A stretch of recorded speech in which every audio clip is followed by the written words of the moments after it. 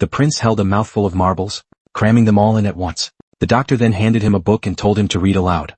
A little more concentration. The intense pressure nearly choked him to death. Furious, he swore never to see another doctor again. A second in line to the throne, public speaking was his birthright duty. Yet every speech felt like facing a firing squad. His severe stutter left him struggling to get out a single sentence. The expectant gazes of the crowd felt like nothing but mockery. To cure his stutter, the Duchess searched high and low. When she heard about a therapist with a remarkable reputation, she paid him a personal visit. But this odd fellow, upon learning the patient needed to give speeches despite his stutter, suggested he simply find another line of work. He can't. Indentured servitude? Something of that nature, yes. The man said nothing more, only insisting that the patient come see him in person.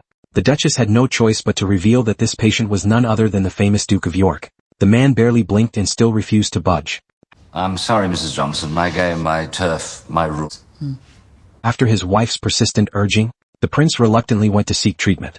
Visiting a commoner's clinic for the first time, he felt completely out of place.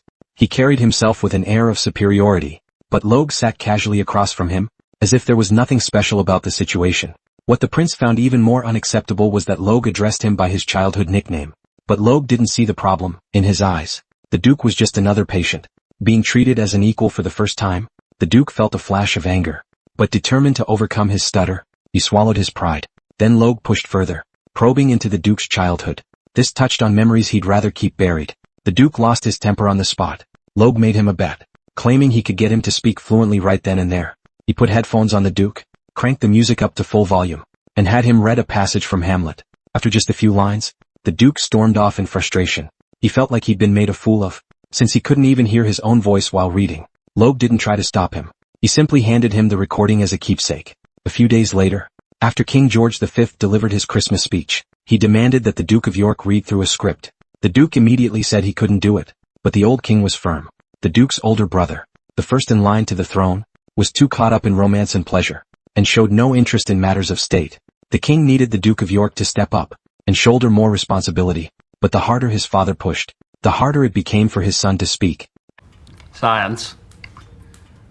I am enabled... Relax.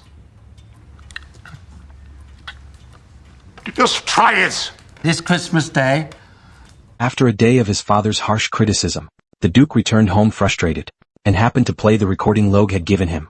When he heard it, he couldn't believe his ears. He had read the passage flawlessly. 1,000 natural shocks the flesh is heir to. 'Tis a consummation hopeless.